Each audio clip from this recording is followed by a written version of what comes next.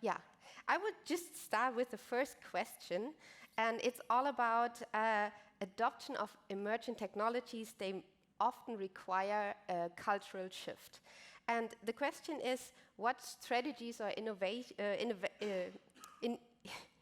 initiatives helped you or did you implement to foster a culture of innovation and openness for Web3 and blockchain in your corporate? Maybe, Tobias, would you take this question? Yeah. So, first of all, I think what worked for us very well is the general approach of do first, apologize later. Of course, this can have some, some backlash at times, but yeah, it worked out. And then from the basically the way we work in our team, for instance, we are working like very iterative. So we do like a lot of tests.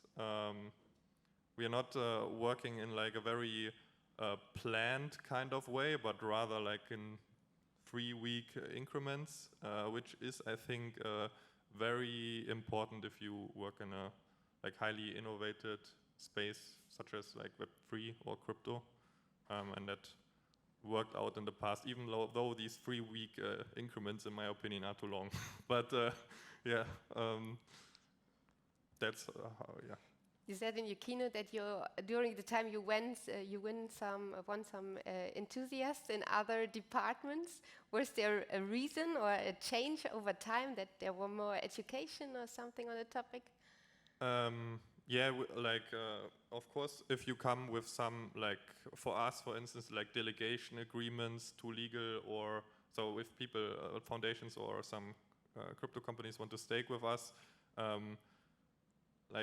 there are a lot of questions in the beginning, but if you find the right people, like most of the time this is also super interesting for other departments, because they can also learn a lot, and it's not like the same boring business they need to deal with every day, because you learn a lot. So, I mean, it is a challenge because we are doing the education by ourselves, so the team is kind of educating the company, but yeah, people are getting excited quite well if you pack it in the right way.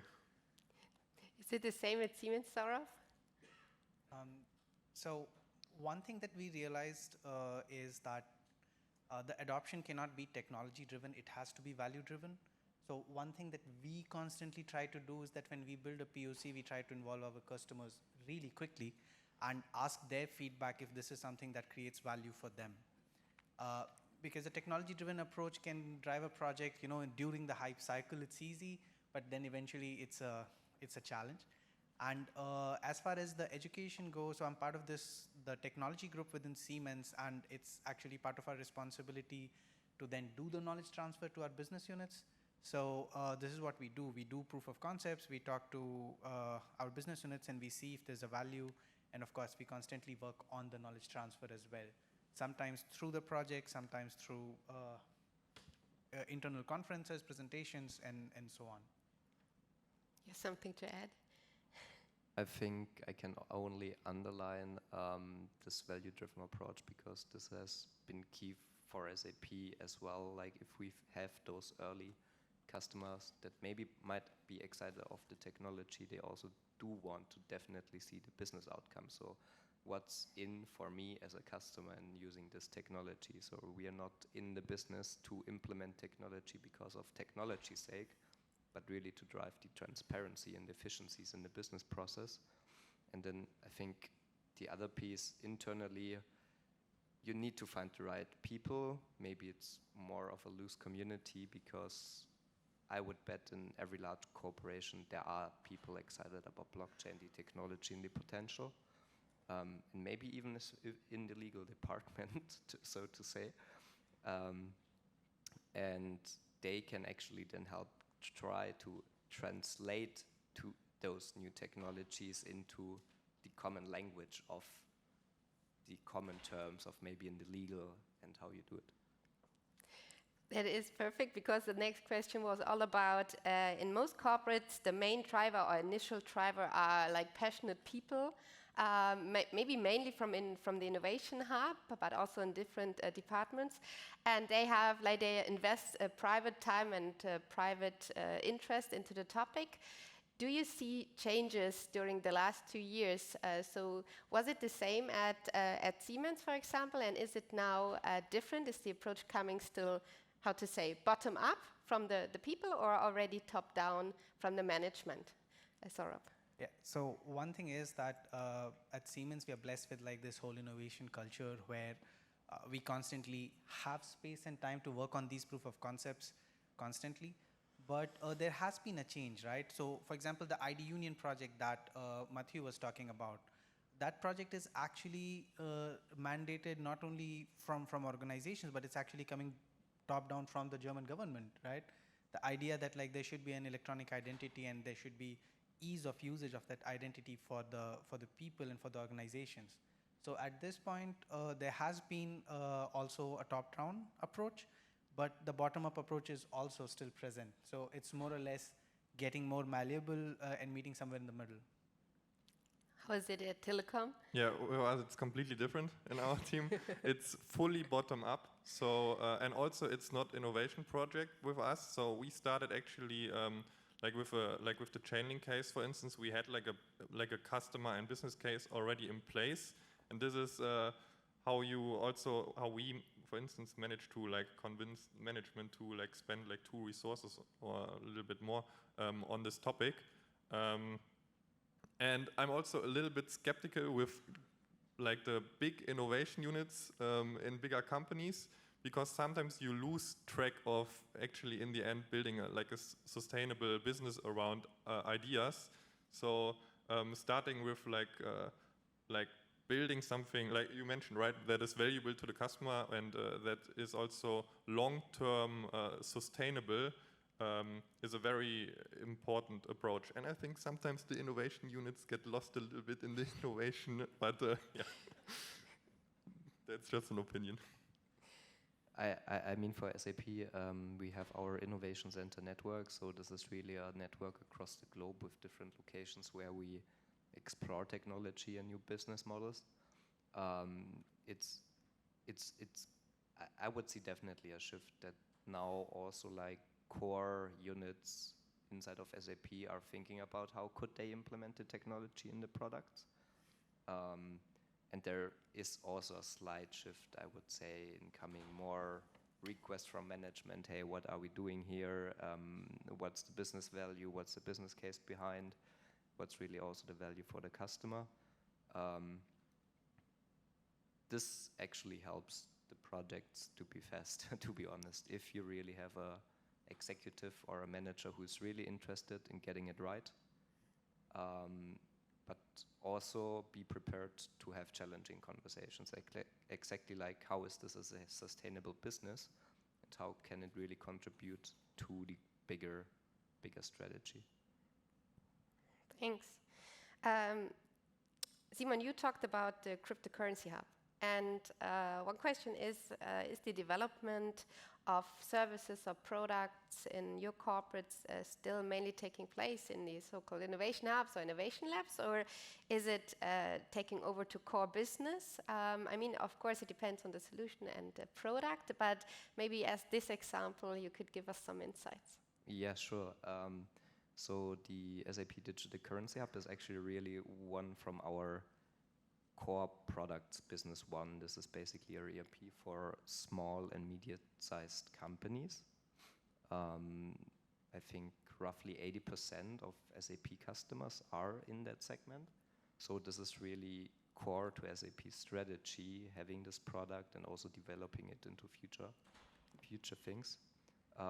But for sure, we had the knowledge in the ICN, so the Innovation Center network, and there was a strong collaboration with the teams there as well to make the product right and also like get the know-how ramp up much faster than it would have been without the previous work and explorations that have been done by the Innovation Center.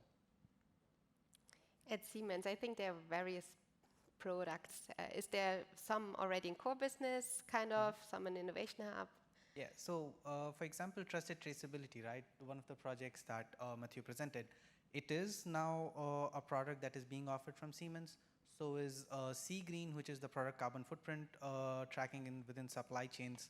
And if you look at the journey of trusted traceability, right? Trusted traceability started as an innovation project, but not an innovation project that runs in isolation, right? That's the difference between research and applied research. So like when we work on it, we started with talking to the customers and looked for a use case where the innovation was needed. And then we started building it. We built a proof of concept. We talked to the customers. They said, yes, makes sense. And then we productized the solution. So we now have core products like Sea Green and Trusted Traceability, which are using blockchain to create value. And then we also have some innovative projects ongoing right now, which hopefully become products even in due time. Cool, thanks. Again, Tobias, in your keynote, you said already some challenges how organization or have to consider looking into Web3 and blockchain. I would like to go a bit deeper into that topic because there might also be a lot of opportunity. What do you think are the key challenges besides maybe education or especially looking in all of your long-term vision views that you have to prepare for? What advices can we give to the audience to still start or definitely start looking into the topics? Toby, would you like to say something? I think Simon mentioned it a little bit before, but you're not making yourself very liked within the company if you are coming with some crazy new topic that in the beginning everybody is skeptical about and is not really part of the core business. So first of all, you need to be very ready to get challenged on why you are doing certain things. You need to have like a very clear, you need to be prepared to like explain how you're gonna be profitable long term and also like short term in order to convince like the management stakeholders who also have like responsibilities and also need to fulfill goals. So you kind of need to have a little bit of grit and also need to deal with like a little bit of backlash, especially in the area of crypto, which has some like negative connotations with some people. So yeah, it's like I think it's very important to be like really behind the topic and driving it, even though there are sometimes some some challenges in the company. And it's also like very slow at times because like big companies are very big and there are a lot of different like units and sub-companies that also need to be involved and kind of like aligning them all with this mission and getting them on board is also kind of like a big act, but it is doable. And Simon, for example, at SAP, do you see also some changes over the last times? Because there is more knowledge that crypto is more than just private trading, so that the colleagues and people and the corporates understand more the possibilities, so that makes it easier. Yes, so I think maybe one big driver internally is really about like private people that are interested in the technology, play around with it, understand it, and then see the bigger potential actually for the products and companies. And those are basically two forces. So basically internally at SAP, people getting more educated to it. But on the other side, the same is happening at our customer base as well. Like in those organizations, people are getting more familiar with the topic and now ask, hey, how would, like, we have large ERP projects, we invest a lot in your technology, how is this future-proof, like potentially 5-10 years down the road? Like how could you enable those technologies and really do this stuff? So I see this really as a key thing, but maybe also to Pia's point, grit and endurance in having those conversations internally to say, it takes time. Not everybody is convinced the very first time of it, but then coming back with better details, a better reason why we should do it. It takes time, but then you can also really convince push the organization forward. And what in your perspective, I mean, you have large teams already, you have a lot of knowledge in-house, but this field of blockchain Web3 is evolving very quickly, it's very complex, and my question is, how important is a cross-industry or cross-sector exchange? And maybe, Saurubh, you have a take on that. Yeah, so the thing is that Web3 and blockchain, right? Like, so there's this concept of functional and non-functional requirements. And when you build something, either there's a very obvious benefit to it, like there's the payment system part, and then you say, look, here is a feature that everybody might need. But like most of the times what we notice that we get out of decentralized architectures and blockchain is trust. Now trust is a non-functional requirement. So it's not obvious very directly like what's happening, right? Like that's like these lights. As long as they are on, nobody cares that they're there, focus is on us. But if they go off, that's when you notice that they're not there. And trust, if it is like between one, like if it's a peer-to-peer thing, right? Like if it's between me and Tobias or me and you, then it's fine, right? I can send something to you. Whereas in bigger ecosystems, when like we have cross-industry participants in the network, that is where it becomes more and more important. So actually, personally, I believe that the more value of blockchain and decentralization we can see, and Web3 for that matter, is when we are operating like in a cross-organization, cross-industry fashion, rather than operating between one industry and their like few suppliers and so on.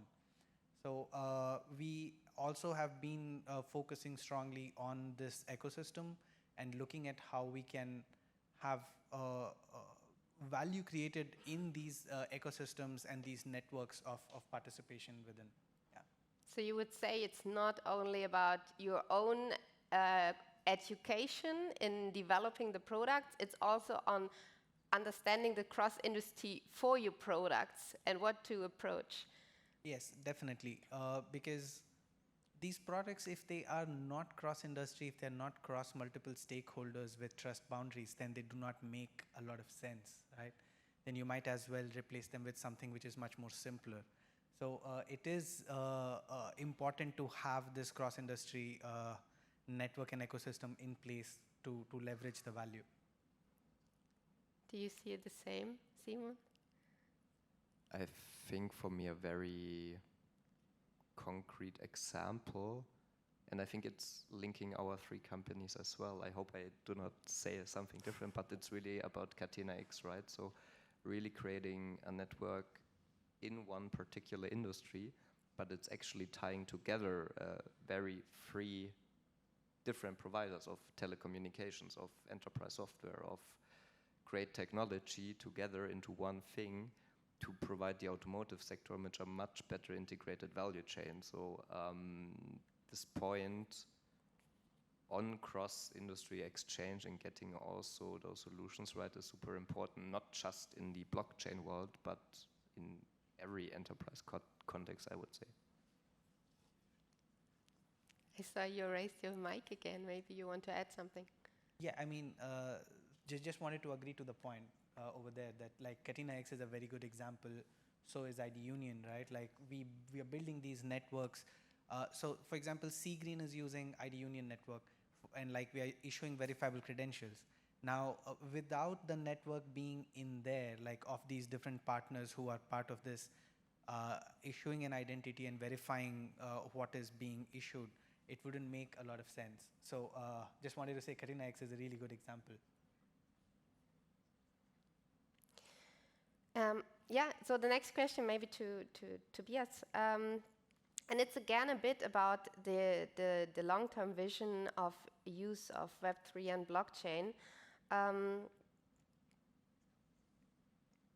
Do you think, and it also has to do with your products you're working on, was it the main driver of changing the existing or making it better, the existing, or do you see also discussing new projects coming up? What can we make completely different?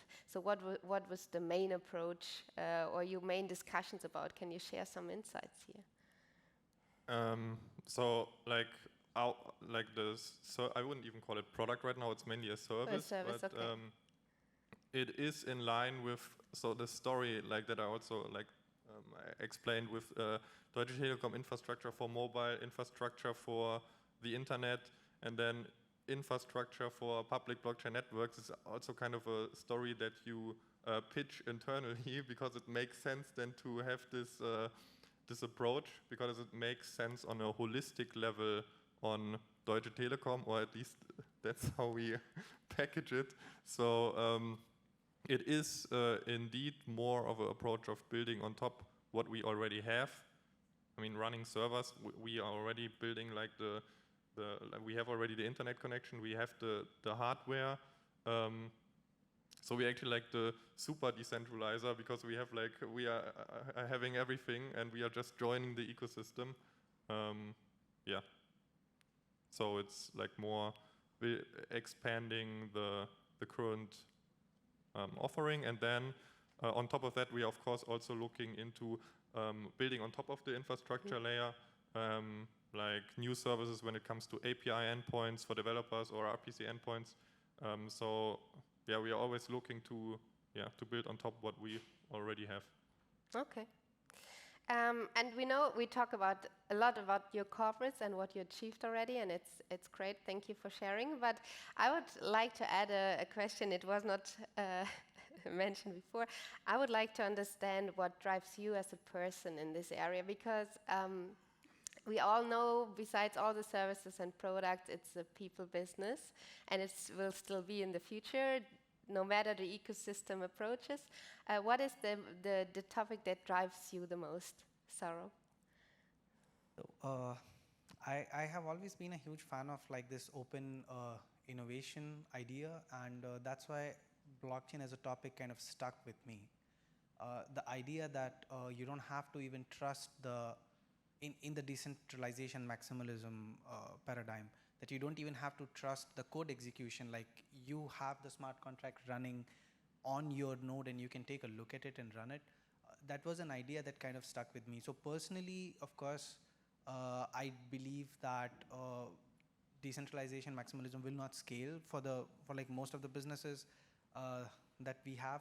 But the idea of this introduction of decentralization, so that not everything is now a closed silo, but like these silos are interacting with each other based on certain rules, based on certain data parameters, I think that will be very helpful in general for software going forward, so that there is this idea of sharing basically that becomes more and more inherent in the system.